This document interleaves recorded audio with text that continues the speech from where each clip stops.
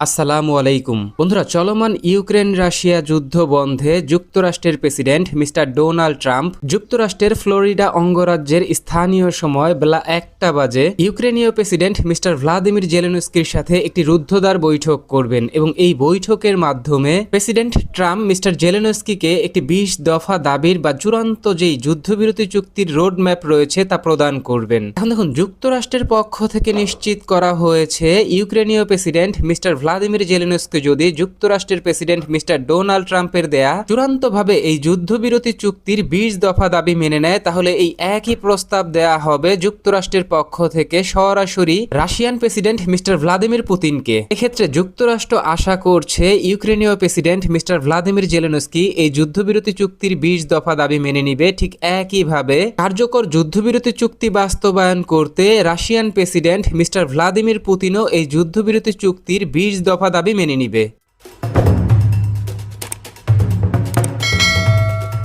এখন গুরুত্বপূর্ণ প্রশ্ন হচ্ছে, ইউক্রেন রাশিয়া যুদ্ধ বন্ধের মিস্টার ডোনাল্ড ট্রাম্পের উত্থাপিত এই যে 20 দফা দাবির যেই রোডম্যাপ রয়েছে, এই 20 দফা দাবিতে কি কি আছে? যুক্তরাষ্ট্র এবং ইউরোপীয় ইউনিয়নের পাশাপাশি ন্যাটোভুক্ত যেই দেশগুলো রয়েছে, তারা ন্যাটোভুক্ত দেশগুলোর আর্টিকেল 5 এর অধীনে যেই নিরাপত্তা পায় যে একটি ন্যাটোভুক্ত দেশে হামলা মানে সকল ন্যাটোভুক্ত দেশে হামলা, তাই সকলকে মিলে সম্মিলিতভাবে শত্রুকে প্রতিহত করতে হবে এবং সবাই একযোগে শত্রুপক্ষের উপর হামলা পরিচালনা করবে। এক্ষেত্রে ইউক্রেনকেও এমন নিরাপত্তার গ্যারান্টি দেওয়া হবে, ভবিষ্যতে যুদ্ধবিরতি চুক্তির পরবর্তীতে যদি রাশিয়া কখনো ইউক্রেনে আগ্রাসন চালায়, তখন যুক্তরাষ্ট্র, ইউরোপীয় ইউনিয়ন সহ ন্যাটোভুক্ত যতগুলো দেশ আছে সবাই বাধ্যগতভাবেই নিরাপত্তার গ্যারান্টি চুক্তির অংশ হিসেবে ইউক্রেনের পক্ষ নিয়ে সরাসরি রাশিয়ার অভ্যন্তরে হামলা পরিচালনা করতে বাধ্য থাকবে। পাশাপাশি দীর্ঘ 3 বছরের যুদ্ধে ইউক্রেনীয় যে সকল ভূমি রাশিয়া এখনো অবধি দখল করে নিয়েছে এবং নিজেদের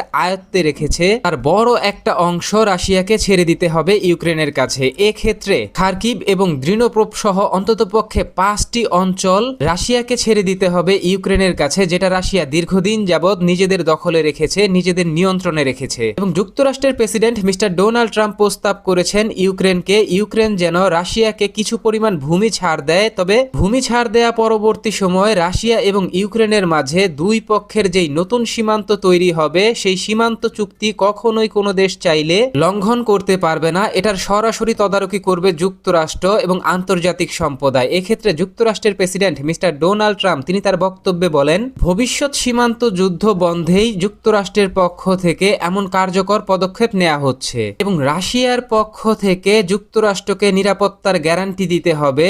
রাশিয়া কখনোই ইউক্রেনের প্রতি আগ্রাসী নীতি বাস্তবায়ন করবে না, রাশিয়ার পক্ষ থেকে কখনোই ইউক্রেনের উপর আর আগ্রাসন পরিচালনা করা হবে না এবং ভবিষ্যতে রাশিয়ার জন্য হুমকি তৈরি করে এবং ভবিষ্যতে বড় কোনো যুদ্ধ তৈরি করতে পারে এমন কোনো আগ্রাসী পদক্ষেপ ইউক্রেন নেবে না। তাই ইউক্রেনের পক্ষ থেকে শান্তিকালীন পরিস্থিতিতে ইউক্রেন তার সশস্ত্র বাহিনীর সংখ্যা সর্বোচ্চ 8 লক্ষের অধিক রাখতে পারবে না। এখন দেখুন, যুক্তরাষ্ট্রের পক্ষ থেকে এটাও নিশ্চিত করা হয়েছে, নতুন যে যুদ্ধবিরতি চুক্তিটি কার্যকর হবে তা তদারকি করার জন্য একটি পিস কাউন্সিল গঠন করা হবে। এই পিস কাউন্সিলের সভাপতি থাকবেন যুক্তরাষ্ট্রের প্রেসিডেন্ট মিস্টার ডোনাল্ড ট্রাম্প এবং এই পিস কাউন্সিলের সরাসরি অংশ হবে ইউক্রেন, রাশিয়া, ন্যাটো এবং ইউরোপের যে দেশগুলো রয়েছে, তারা সকলে মিলে সম্মিলিতভাবে এই যুদ্ধবিরতি চুক্তি বাস্তবায়ন করবে এবং যুদ্ধবিরতি চুক্তি তদারকি করবে। এক্ষেত্রে সীমান্ত নজরদারি ব্যবস্থা উন্নত করা হবে, যা ভবিষ্যতে অপ্রীতিকর যুদ্ধ এড়াতে বড় ধরনের সহযোগিতা করবে।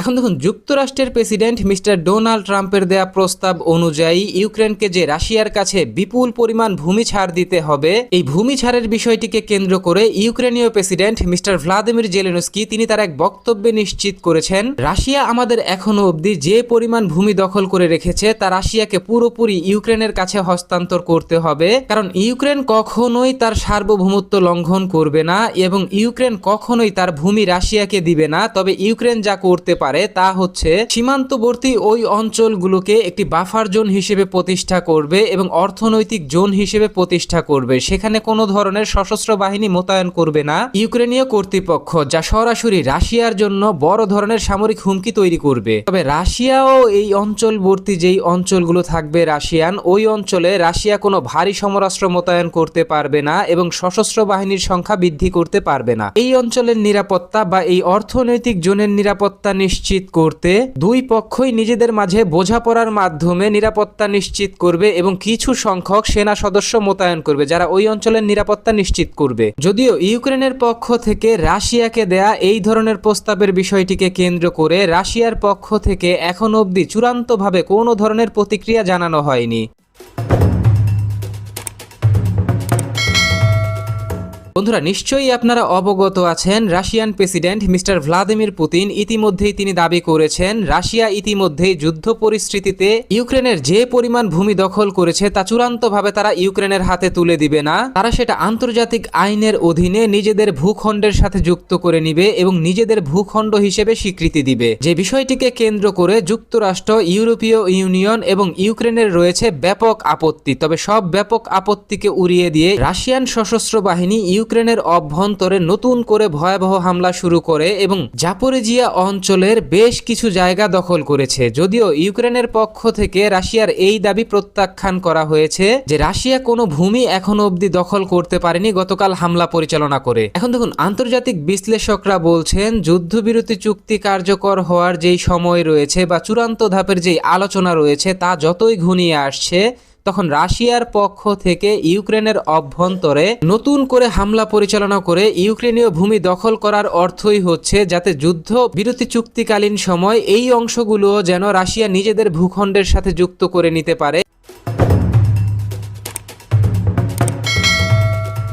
এখন দেখুন, যুদ্ধবিরতি চুক্তির বিষয়টিকে কেন্দ্র করে গতকাল Russian president mister Vladimir Putin তিনি তার এক স্টেটমেন্টে নিশ্চিত করেছেন ইউক্রেন যদি যুদ্ধবিরতি চুক্তিতে রাশিয়াকে বিপুল পরিমাণ ভূমি ছাড় না দেয় এবং যেই অঞ্চলগুলো রাশিয়া দখল করে রেখেছে সেই অঞ্চলগুলোকে আনুষ্ঠানিকভাবে রাশিয়াকে ছাড় না দেয় এবং আন্তর্জাতিকভাবে ওই অঞ্চলগুলোকে রাশিয়ান ভূমি হিসেবে স্বীকৃতি না দেয়, তাহলে রাশিয়ার পক্ষ থেকে ইউক্রেনের উপর আরো বড় ধরনের ভয়াবহ হামলা পরিচালনা করা হবে এবং সর্বোচ্চ বল প্রয়োগ করা হবে এবং বল প্রয়োগের মাধ্যমেই বিশাল ভূমি তারা নিজেদের নিয়ন্ত্রণে নিবে এবং যুদ্ধের চূড়ান্ত ইতি টানবে। এখন দেখুন, মিস্টার পুতিনের এই যে হুমকি, এই হুমকি কিন্তু কোনো কথার কথা নয়। কেননা গতকাল রাশিয়ান গণমাধ্যম তাস সহ বিশ্বের বিভিন্ন গণমাধ্যম নিশ্চিত করেছে রাশিয়া তার অত্যন্ত শক্তিশালী যেই মিত্র দেশ রয়েছে বেলারুশের একটি পরিত্যক্ত ঘাঁটিতে নতুন করে উন্নয়নমূলক কাজ শুরু করেছে এবং সেই ঘাঁটিতে রাশিয়া ইতিমধ্যেই বিপুল পরিমাণ হাইপারসনিক মিসাইল মোতায়েন করেছে, যার মাধ্যমে সরাসরি রাশিয়া ইউক্রেনে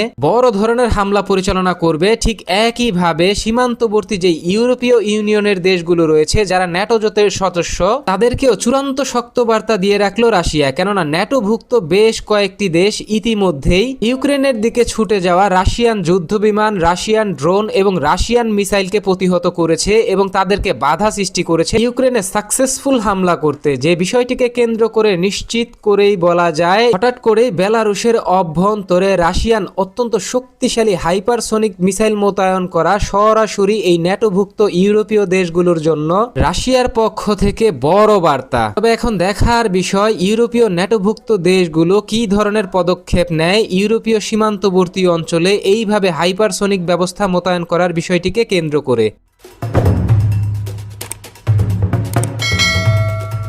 বন্ধুরা, যুক্তরাষ্ট্রের পক্ষ থেকে নতুন করে 20 দফা দাবির অধীনে ইউক্রেনকে ন্যাটোর মতো আর্টিকেল 5 এর নিরাপত্তা নিশ্চিত করার গ্যারান্টি দেওয়া এবং রাশিয়ার পক্ষ থেকে রাশিয়ান প্রেসিডেন্টের ঘোষণার মাধ্যমে ইউক্রেনের যে ভূমি তারা দখল করেছে সেই ভূমির এক চুল পরিমাণও রাশিয়া ছাড় দিবে না। প্রয়োজনে রাশিয়ান প্রেসিডেন্টের ঘোষণা অনুযায়ী রাশিয়া সরাসরি ইউক্রেনের উপর আরো বড় ধরনের হামলা পরিচালনা করবে এবং এই যুদ্ধের ইতি টানবে। এ সম্পর্কে আপনি কি ভাবছেন? আপনার গুরুত্বপূর্ণ মতামতটি জানিয়ে দিন কমেন্ট বক্সে। আমাদের ভিডিওটি ভালো লাগলে আমাদের সমর্থন করতে ভিডিওটিতে লাইক, কমেন্ট, শেয়ার এবং চ্যানেলটিকে সাবস্ক্রাইব করে সঙ্গে থাকুন।